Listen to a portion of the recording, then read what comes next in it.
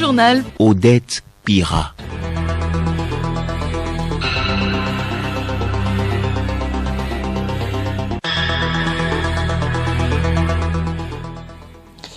Auditeurs de Radio Lomé, bonjour. Au sommaire de cette édition, session de droit hier à l'Assemblée nationale, ils vont mettre en place un règlement intérieur et un bureau. Les députés ont signé siéger autour du doyen d'âge Aimé Gogué. Ils sont élus pour un mandat de 6 ans renouvelable une seule fois les conseillers régionaux. La Cour suprême a proclamé hier les résultats définitifs des élections régionales du 29 avril dernier. Santé Plus, l'augmentation des cas d'hypertension inquiète les cardiologues au Togo. Cette situation est provoquée par la consommation excessive de certains aliments. On en parle dans cette édition. Sport football, 2 nuls et 1 défaite, c'est la performance des Togolaises en Tanzanie. Ces championnes scolaires de la zone UFOAB ne seront pas au deuxième tour.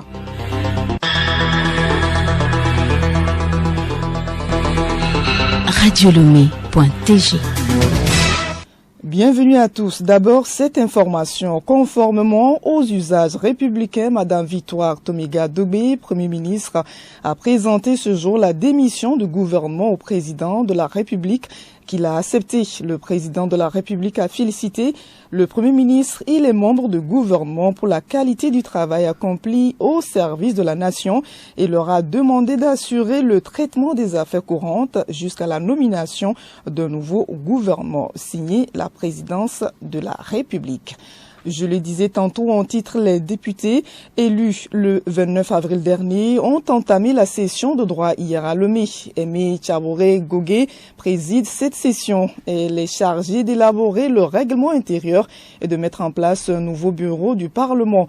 Suivant quelques réactions après l'ouverture de cette session de droit, d'abord Madame Lanson Raymonde Kaï, députée UNIR.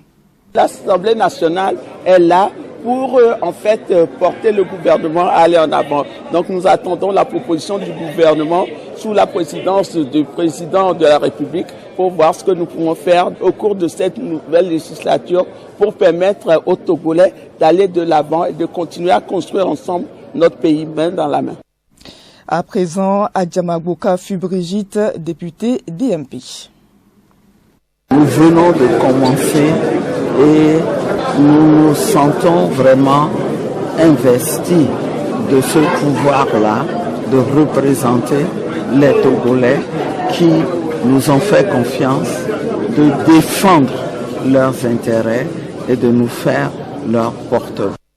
Enfin, le ministre des Droits de l'Homme, de la Formation à la Citoyenneté et des Relations avec les institutions de la République, Pacom Adjourvi. D'abord, je tenais à les saluer, remercier le travail qui a été fait ces derniers temps pour renouveler notre représentation nationale.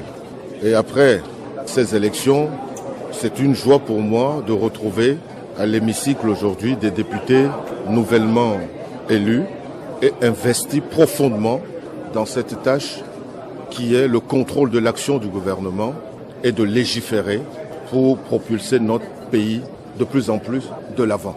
Et le message, je crois que ça a été délivré tout à l'heure dans la salle par le doyen d'âge Aimé Gogué.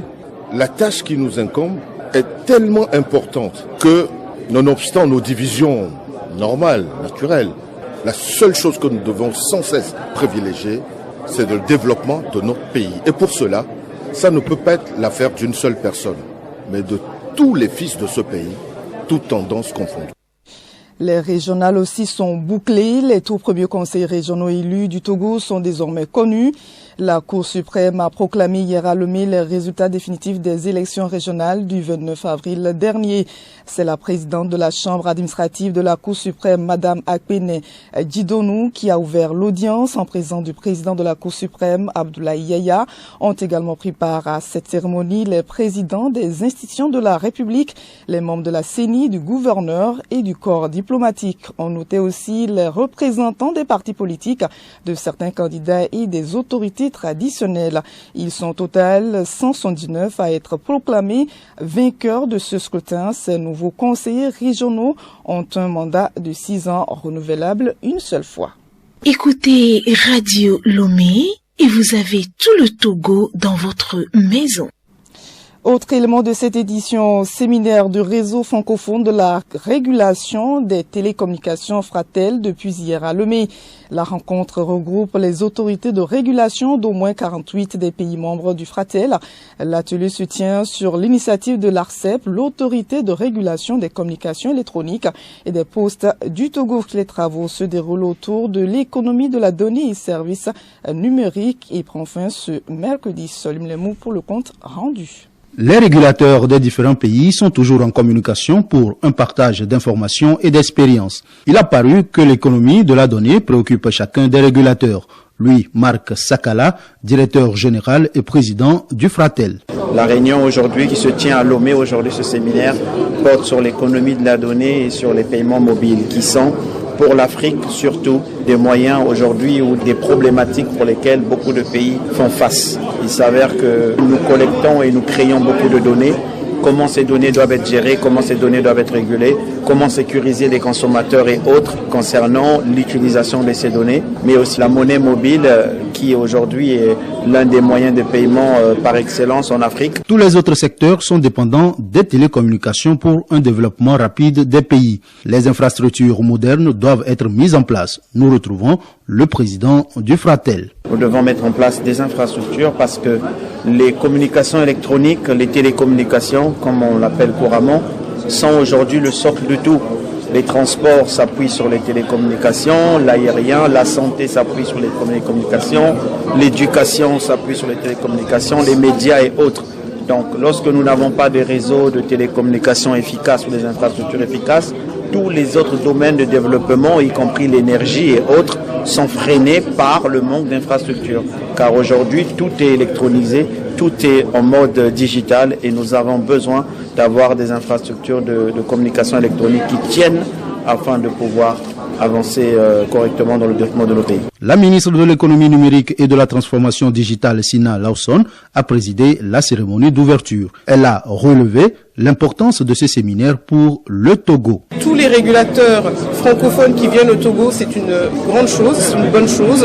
Ce séminaire va permettre des partages d'expériences entre régulateurs de pays francophones, mais aussi le thème est très important puisque c'est l'économie de la donnée et les paiements mobiles et que ce sont deux thèmes de grande importance au Togo. Vous savez que dans notre programme de transformation digitale, nous avons un programme entier dédié à la valorisation de la donnée et un autre programme entier dédié à la digitalisation des paiements. Donc en fait, je pense que cet échange sera très très important pour nous en tant que pays. Le Fratel a été créé le 28 octobre 2003 à Bamako. Il compte aujourd'hui 48 pays membres.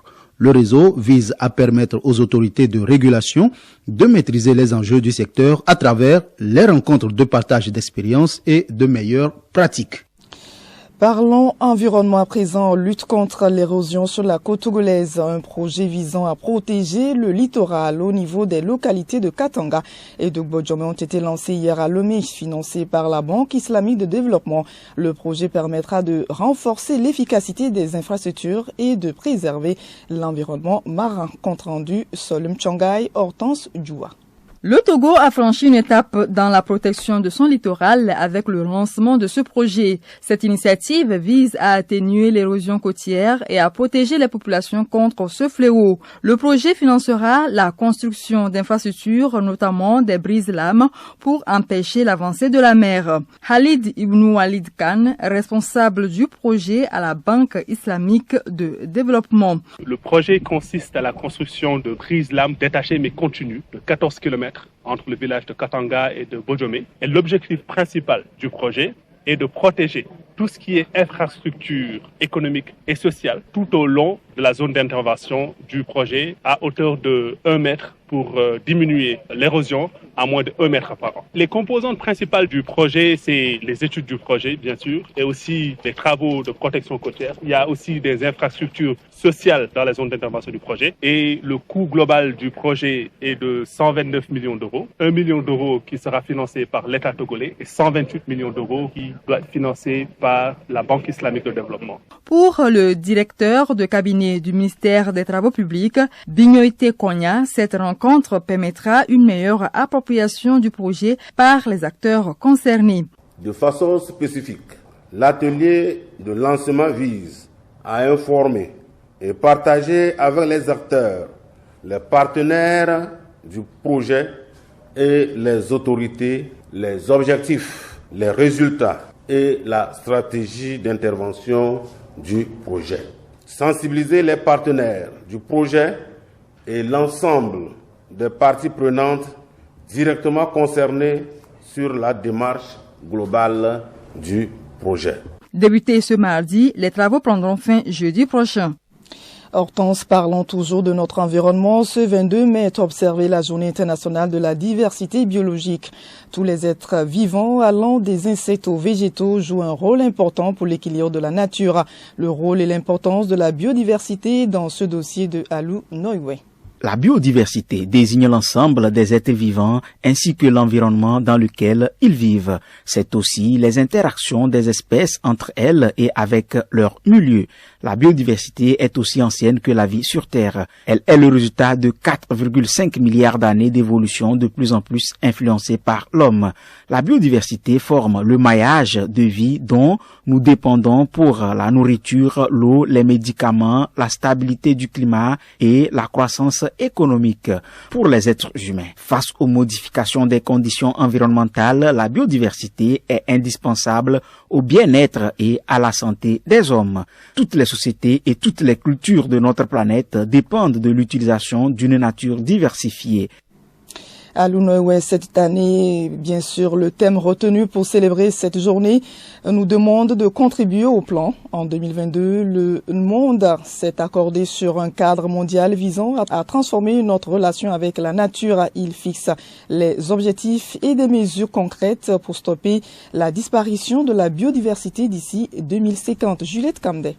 Le thème « Contribuer au plan » appelle à l'action visant à encourager les gouvernements, les peuples et les communautés, les organisations non gouvernementales, les législateurs, les entreprises et les particuliers à mettre à l'évidence les moyens par lesquels ils soutiennent la mise en œuvre du plan pour la biodiversité. Chacun, en effet, a un rôle à jouer et peut contribuer à ce plan. C'est le principal message de la Convention sur la diversité biologique, l'instrument durable. La célébration de cette année devrait renforcer le lien de visibilité à l'approche de la 16e réunion de la conférence des parties à la Convention sur la diversité biologique. Elle se tiendra du 21 octobre au 1er novembre prochain en Colombie. Santé à présent, écho de la célébration de la journée mondiale contre l'hypertension observée le 17 mai dernier. Les cardiologues togolais s'inquiètent des cas d'hypertension qui s'augmentent de manière préoccupante dans le pays. Selon les cardiologues, cette situation résulte d'une consommation excessive des aliments salés, des aliments transformés, de l'alcool et du tabac. Le professeur Bello Moufa, cardiologue et neurologue au CHU Sylvanus, dresse l'état des lieux de la maladie au Togo. Il est au micro de Alice Berthe Barandao. L'hypertension artérielle fait des ravages. En 2021, le Togo a réalisé sa deuxième enquête qui concerne les populations de 15 à 64 ans. Au terme de cette enquête, il s'est avéré que l'hypertension est présente dans 27% des cas. Donc ça concerne un quart de la population togolaise. C'est grave puisque c'est une valeur qui a évolué. En 2011, la même enquête a été faite et l'hypertension préoccupait les Togolais dans 19,7% des cas. Donc à partir de ce moment-là, on va dire que l'hypertension est une maladie préoccupante.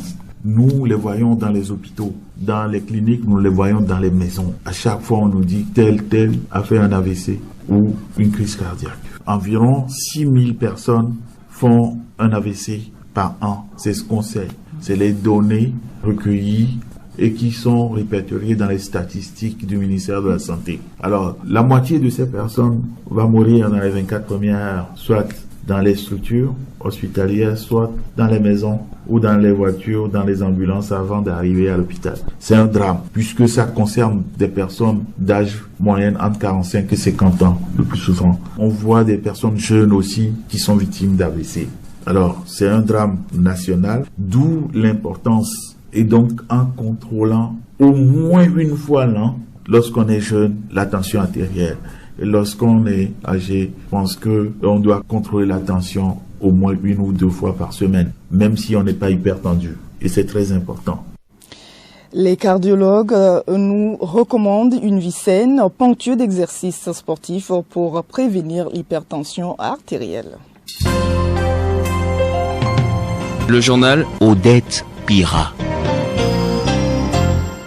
À l'étranger, hors de chez nous, en Guinée, le Front national pour la défense de la Constitution promet à son tour d'agir contre toute tentative de proclamation de la transition, plutôt prolongation de la transition militaire. Le FNDC a organisé hier une conférence. Selon son responsable, le Front va s'opposer à tout projet de glissement du calendrier de la transition dirigé par Mamadou Doumbouya. En RD Congo, 112 heures après l'attaque contre le palais de la Nation et la résidence de Vital Kaberé, les autorités cherchent à comprendre les motivations, les motifs, les profils des assaillants et leurs possibles réseaux. Ils sont une 60aine au total.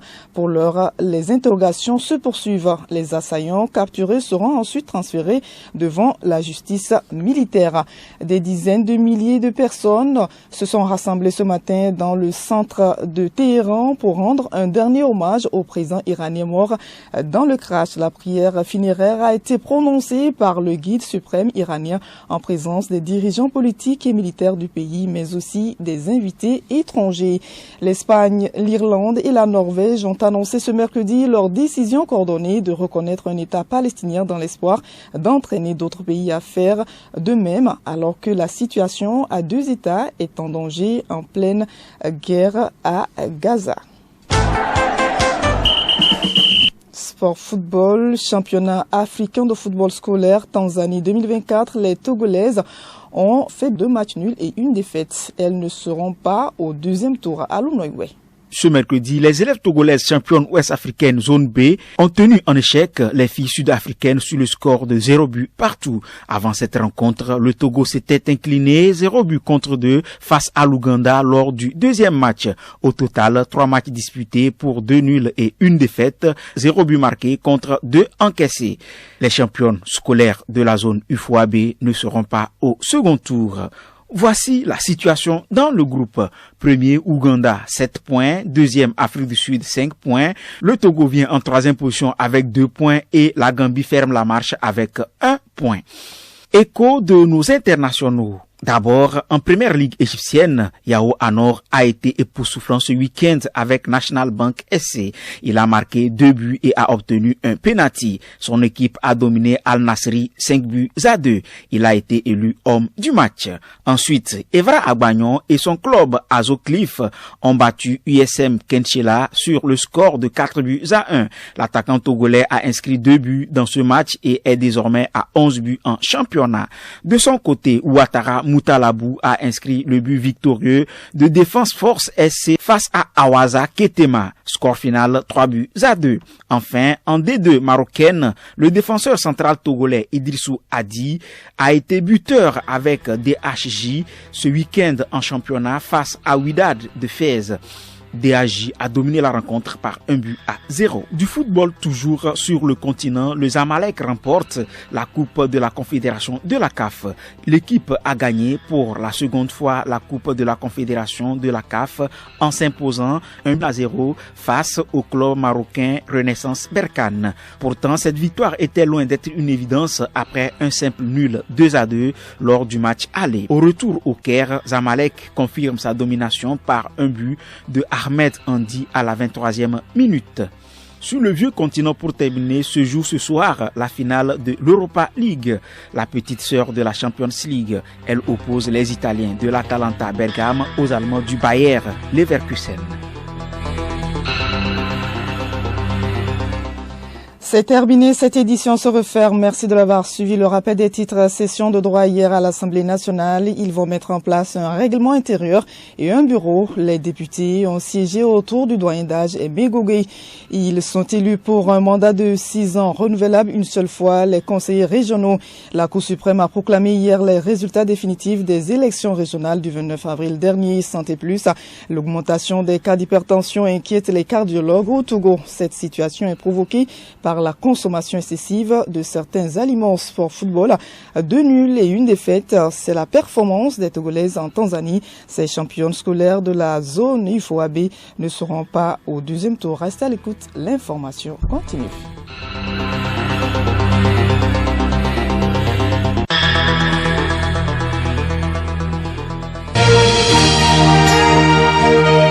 Radio Lomé, boîte postale 434, email radiolomé@radiolomé.tg. Radiolomé.tg